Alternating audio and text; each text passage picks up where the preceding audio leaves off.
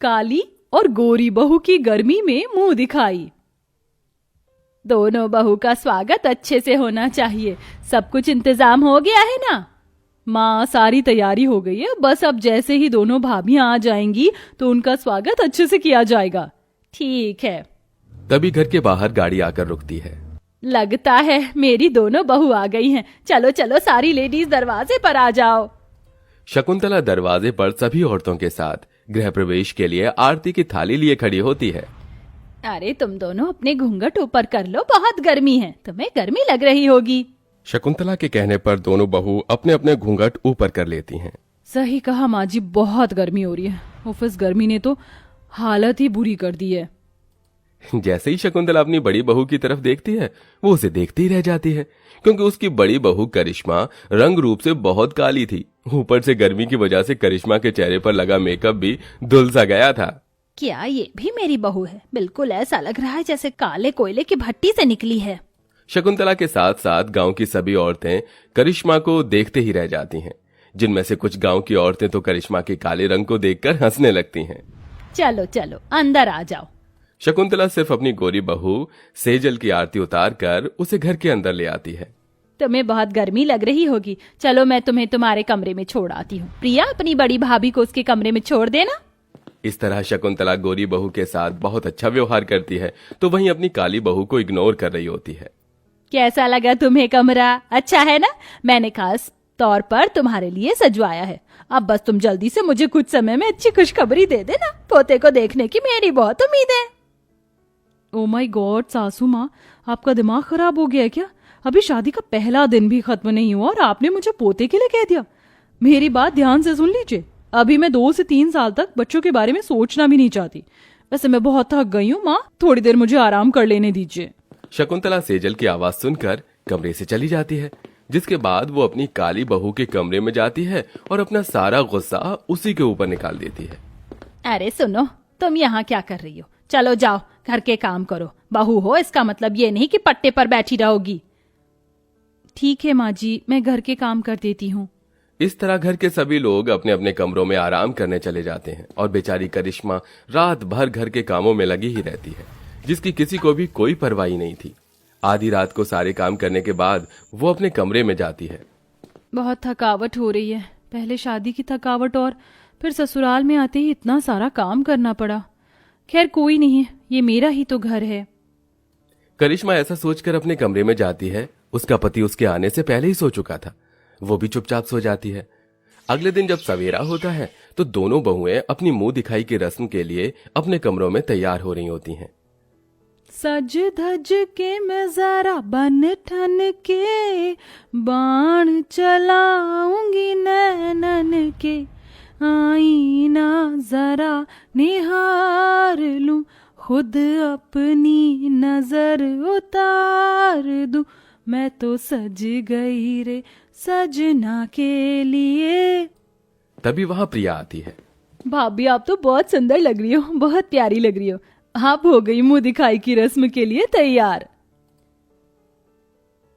हाँ मैं तो तैयार हो गई, लेकिन मेरा मन बिल्कुल भी नहीं है हॉल में जाने का, क्योंकि वहां गर्मी होगी।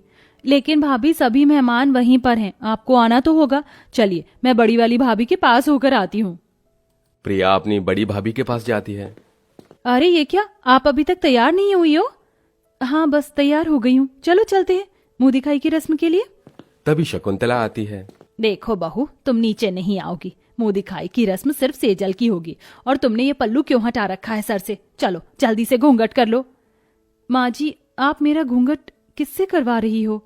हमारे खानदान की बहुएं लंबा घूंघट करके रहती हैं और तुम्हें भी लंबा घूंघट करके ही रहना है, ठीक है ना?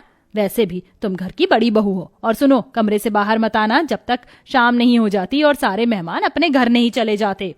शकुंतला इतना कहकर प्रिया का हाथ पकड़ती है और उसे कमरे से बाहर ले आती है, जिसके बाद वो अपनी बड़ी बहू के कमरे के बाहर से कुंडी लगा देती है। माँ, आप बड़ी भाभी के साथ ऐसा क्यों कर रही हो? आज उनकी भी तो मुंह दिखाई की रस्म है। तेरा दिमाग खराब हो गया? अरे अगर उसे इस तरह बाहर आने दूंगी तो कितनी बदनामी होगी। सब लोग हंसेंगे मुझ पर कि इतनी काली बहू है मेरी। लेकिन माँ, लेकिन कुछ नहीं, मैंने जो कहा है बस उतना सुन ले। अब चल मेरे साथ। इस तरह शकुंतला मुंह दिखाई की रस्म के लिए सिर्फ अपनी छोटी बहू सेजल को ही लेकर जाती है। क्योंकि वो बहुत सुंदर और गोरी होती है। सभी मेहमान उससे पूछते हैं, शकुंतला तुम्हारी बड़ी बहू कहाँ है, कोई दिखाई नहीं दे रही। आज तो तुम्हारी दोनों बहुओं की मुंह दिखाई होनी थी। अरे अब तुम्हें क्या बताऊं, उस रस्म के बारे में तो सुना ही होगा, पगफेरे की रस्म, जिसमें मायके वाले शादी के बाद बहू रानी को ले जाने के लिए आते हैं। बस इसी रस्म के लिए सुबह सुबह ही उसके मायके वाले आ गए थे। हमने बड़ी बहू को भेज दिया था।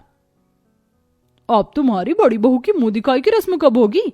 अरे हो जाएगी, कोई बड़ी बात नहीं है, हम बाद में उसकी मुंह दिखाई की रस्म कर लेंगे। अभी हम छोटी गोरी बहू की मुंह दिखाई की रस्म कर लेते हैं।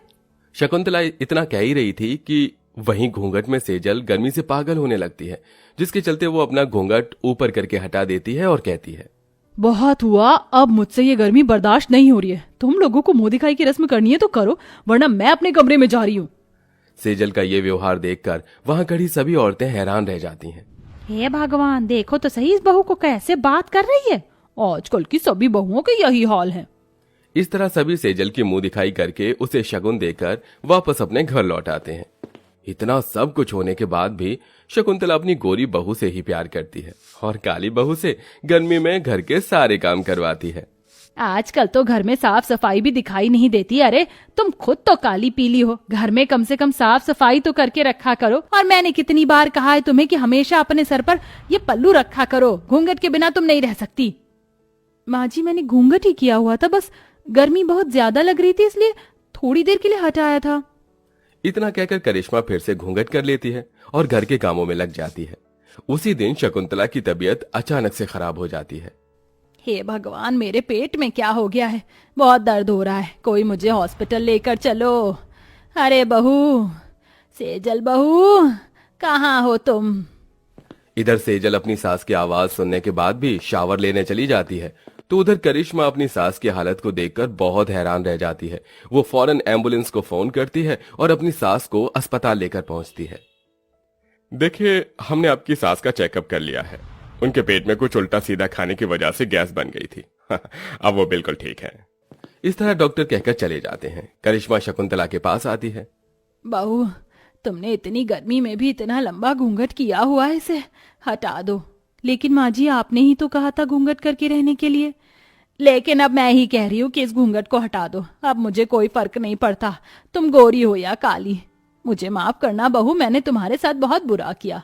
मैंने सेजल बहू के साथ जितना अच्छा किया, उसके बावजूद भी उसने मेरी हालत ना देखकर अपने आप को देखा, और तुम बिना सोचे समझे ही मुझे हॉस्पिटल लेकर आ गई और मेरी जान बचाई। मैं तुम्हारी आभारी हूँ बहू। ये आप कैसी बातें कर रही हो, ये तो मेरा फर्ज है। इस तरह शकुंतला उस दिन के बाद से अपनी काली बहू के साथ प्यार से रहने लगती है और वो अपनी काली बहू की मुंह दिखाई की रस्म दोबारा से रखती है, जिसमें गांव की सभी औरतें भी आती हैं और साथ में उसके लिए बहुत सारे मुंह दिखाई के तोहफे भी लेकर आती हैं। इसी के चलते करिश्मा की मुंह दिखाई बहुत अच्छे से होती है और अब वो अपने ससुराल में खुशी खुशी रहने लगती है।